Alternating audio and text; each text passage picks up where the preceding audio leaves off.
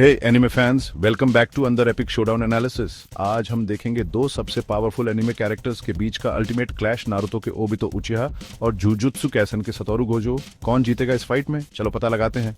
सबसे पहले हमारे पास है ओबितो उचिहा। इस बंदे के पास कुछ गजब की एबिलिटीज हैं। उसके पास है कामुई, जिससे वो चीजों से होकर गुजर सकता है और अलग अलग डायमेंशंस में ट्रैवल कर सकता है। वो शारिंगन, रिनेगन वर्जन के हिसाब से यूज कर सकता है और हशिरामा सेल्स की वजह से उसके पास वुड रिलीज भी है। और हाँ, वो एक मास्टर टैक्टिशियन भी है।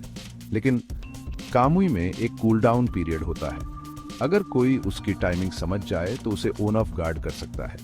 ये उसकी एक बहुत बड़ी वीकी है। अब बात करते हैं सतोरु गोजो की। उसके पास है लिमिटलेस और इन्फिनिटी, जो उसे लगभग अजेय बनाते हैं। इन्फिनिटी उसके और किसी भी चीज के बीच एक बैरियर बनाता है, इसलिए फिजिकल अटैक तो बेकार है।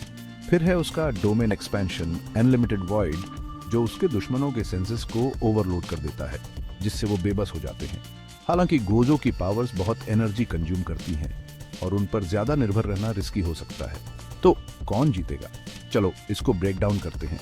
कामुई वर्सेस इन्फिनिटी। ओबितो का कामुई उसे अटैक से होकर गुजरने और दूसरी डायमेंशन में जाने की ताकत देता है, लेकिन गोजो का इन्फिनिटी किसी भी फिजिकल एफर्ट को खत्म कर देता है। ओबितो को वार करने में मुश्किल हो सकती है, लेकिन अगर ओबितो डायमेंशनल ट्रैवल को अच्छे से कंट्रोल कर पाया तो वो इन्फिनिटी से बचने का रास्ता निकाल सकता है। अगला स्पीड और इंटेलिजेंस। दोनों ही बहुत तेज हैं और स्ट्रेटेजिक हैं। ओबितो का बैटल एक्सपीरियंस और गोजो के एनालिटिकल स्किल्स इसे एक मेंटल बैटल भी बनाते हैं। डोमेन एक्सपेंशन के बारे में क्या? अगर गोजो ओबितो को अनलिमिटेड वॉइड में फंसा लेता है तो उसे हरा सकता है, लेकिन ओबितो कामुई का इस्तेमाल करके बच सकता है। स्टैमिना और एंड्योरेंस।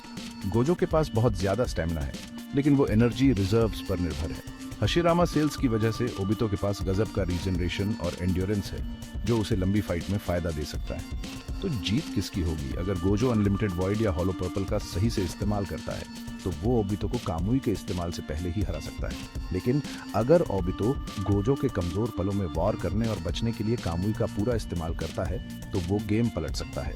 ये एक क्लोज कॉल है, लेकिन गोजो का इन्फिनिटी और अनलिमिटेड वॉइड उसे ज्यादातर मामलों में जीत दिला सकता है। फिर भी ओबितो का कामुई पर मास्टरी गेम चेंजर साबित हो सकता है। आप क्या सोचते हैं? मुझे नीचे कमेंट्स में बताइए।